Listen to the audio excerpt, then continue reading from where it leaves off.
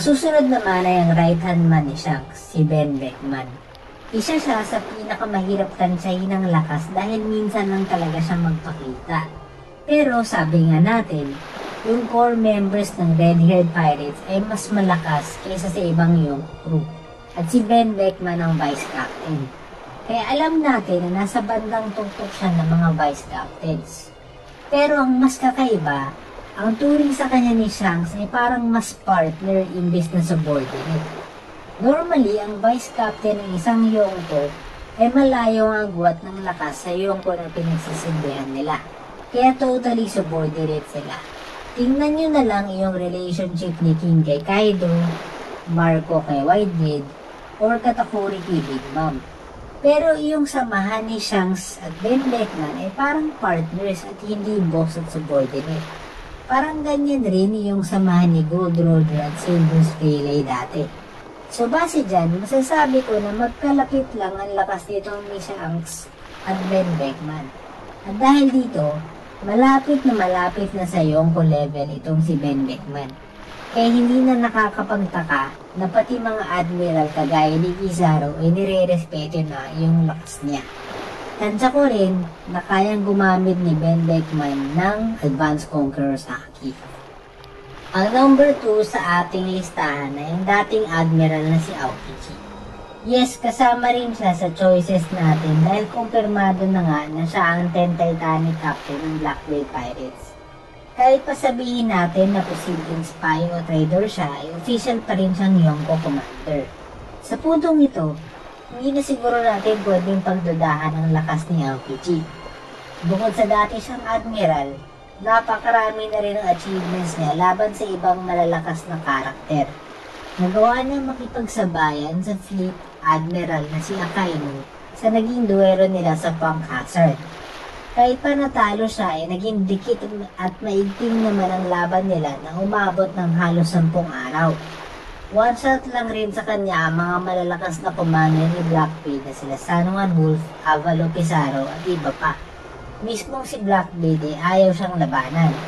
Pero higit sa lahat, nagawa niya makipagsabayan sa isang Garp na may malakas na Advanced Conqueror's Haki.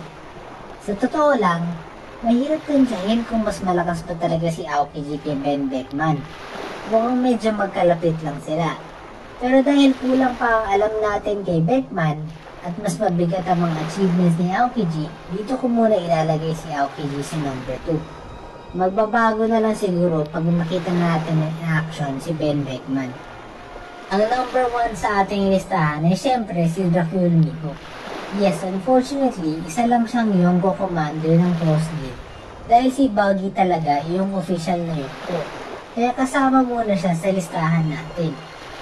Hindi pa nga natin nakikita ang buong lakas ni Mihawk, pero marami na tayong impormasyon para ma-estimate ito. Una, dati raw siyang rival ni Shanks. Binanggit nga dati ni Whitebeard na madalas raw ng gaduelo ang magkaribal na ito.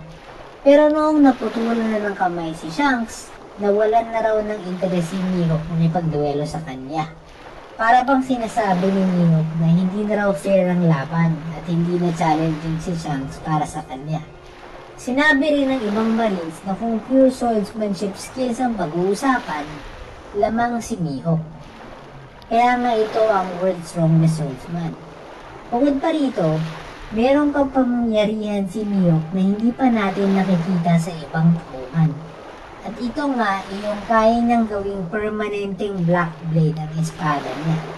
Yung ibang swordsman kasi ay kaya nilang gawing itim yung espada nila pero temporary lang.